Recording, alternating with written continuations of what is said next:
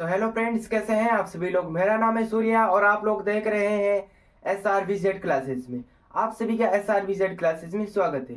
तो आज की इस वीडियो में हमारा टॉपिक है क्लास 12 की जो हिंदी साहित्य है, जिसकी सेकंड बुक है अंतराल।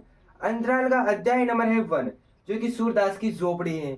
इस अध्याय के लेखक है प्रेमचंद। तो प्रेमचंद ने हमारे सामने एक उपन्यास प्रस्तुत किया है, जो कि रंगभूमि का एक अंश है, जिसका नाम है सूरदास की झोपड़ी। तो इसमें हमारे सामने प्रेमचंद जी ने 4 मुख्य पात्र प्रस्तुत किए हैं। इसमें से सबसे पहला है मिटवा। मिटवा सूरदास जी का पोता था। और जगदर जगदर था, जो सूरदास से हमेशा ईर्ष्या करता रहता था और ये काफी लालची इंसान था। ये इसलिए ईर्ष्या करता था क्योंकि सूरदास काफी सुख नजर आते थे, भीख मांगने के बावजूद भी काफी अच्छे तरीके से रहते थे और प्रसन्न रहते थे, और दोनों टाइम का अच्छे से भोजन प्राप्त कर लेते थे और खाना भी खा लेते थे। लेकिन जो जगदर था, इसकी दुकान थी जो लोगों को काफी ठिकाठिकी करता था, जिसके माध्यम से इसको पेट भरने में भी मुसीबत आती थी और ये अपनी जो भी मनोकामनाएं थी उनको पूरी नहीं कर पाता था। इसलिए सूरदास से काफी घृणा और नफरत करता था। और जो दूसरा है बेरो।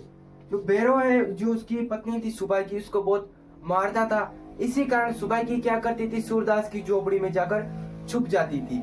इस कारण बेरो सूरदास जी से घृणा या नफरत करता था।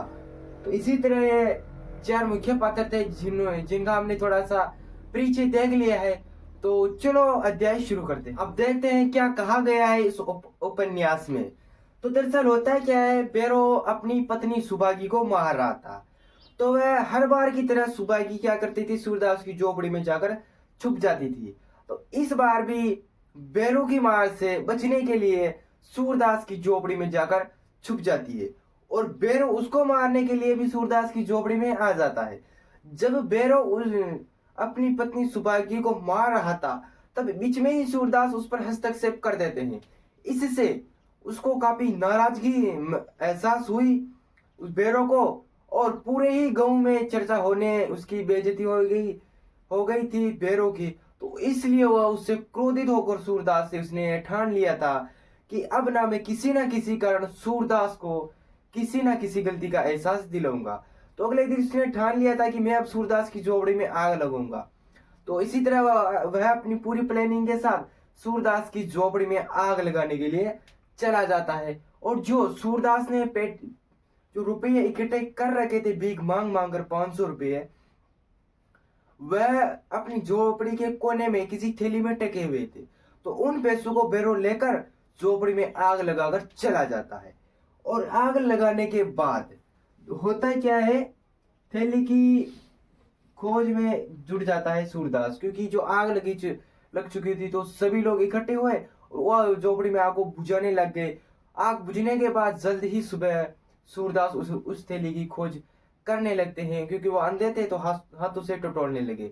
लेकिन उनको वह थैली नहीं मिलने के कारण वह काफी उदास हुए, नाराज हुए। उन्होंने सोचा कि जो मैंने अपने सपने पाल रखे थे, अब तो वह पूरे नहीं हो सकेंगे, क्योंकि अब तो रुपए नहीं बचे हैं। इसी तरह जगदर को यह सूचना मिली कि सूरदास की झोपड़ी में आग लग चुकी थी। तो यह बात सुनकर वह काफी प्रश्न हो उठा था, क्योंकि जगदर हमेशा सूरदास के ऊपर ईर्ष्या करता रहता था। और जगदर को यह शक हुआ कि यह काम सिर्फ बेरो ही कर सकता है। तो इसलिए बेरो के घर पर गया और उसने पूछा कि क्यों रे, सूरदास की झोपड़ी में आग तू नहीं लगाई है ना। तो बेरो कहता है कि हाँ, मैं नहीं लगाई है, और ये देख जो थैली में 500 रुपए पड़े थे, मैं 500 रुपए भी लेकर आया हूँ। तो यह बात सुनकर जगदर काफी आश्चर्यचकित होता है, क्योंकि एक भिखारी के घर में इतने सारे रुपए। फिर वह जगदर बेरो से कहता है कि आधे रुपए मेरे को दे दे, नहीं तो मैं सूरदास को बता दूंगा कि ये पैसे तू नहीं चुराए हैं, झोपड़ी में आग तू नहीं लगाई है और पैसे भी तू नहीं चुराए हैं। तब बेरो कहता है कि मैं तो नहीं दूंगा, जा तुझे कहना हो तो कह दे। जगदर बहुत बार मनाने के बाद भी बेरो नहीं मानता, और फिर जगदर उससे क्रोधित होकर सूरदास के पास चला जाता है। फिर जगदर व बेरो का मिलन हुआ। उसके बाद जगदर व सूरदास का संवाद होता है।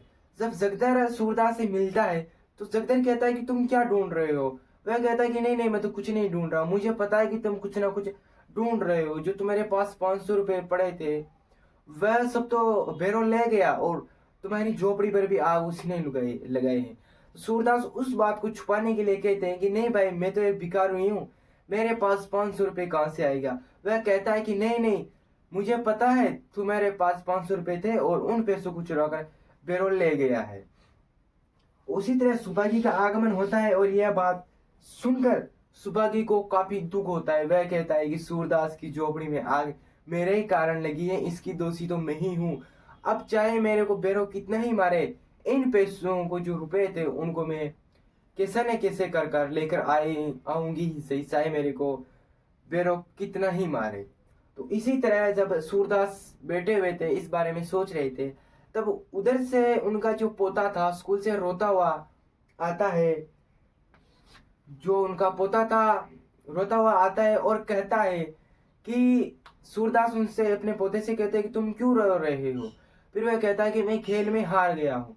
फिर इस बात को सुनकर सूरदास का भी प्रश्न होते हैं, कहते हैं कि तुम खेल में हारे हो, नहीं तुम फिर से खेलना क्यों हार गए हो, इसमें दुख होने वाली क्या बात है। तो फिर उसका पोता है सूरदास से कहता है कि मैं हार गया हूँ। इस बात को सुनकर सूरदास का भी प्रश्न होते हैं और इस अपने उल्लास से भरा नहीं जाता और नाचने लग जाते हैं। इसी तरह उनका पोता उनसे कहता है कि अब तो हमारे पास झोपड़ी में आग लग गई है, अब हमें कैसे बनाएंगे। सूरदास कहता है कि फिर से हमें मेहनत करूंगा और फिर से लगाएंगे। फिर उनका पोता कहता है कि क्या फिर से लाखों बार आग लगाई जाएगी, क्या हम फिर से बनाएंगे। सूरदास फिर से कहते हैं कि हाँ, लाखों ही बार जल जाए लेकिन हम मेहनत करना नहीं छोड़ेंगे। तो इसी बीच हमारा अध्याय खत्म होता है। तो मिलते हैं नेक्स्ट वीडियो में नेक्स्ट अध्याय के साथ।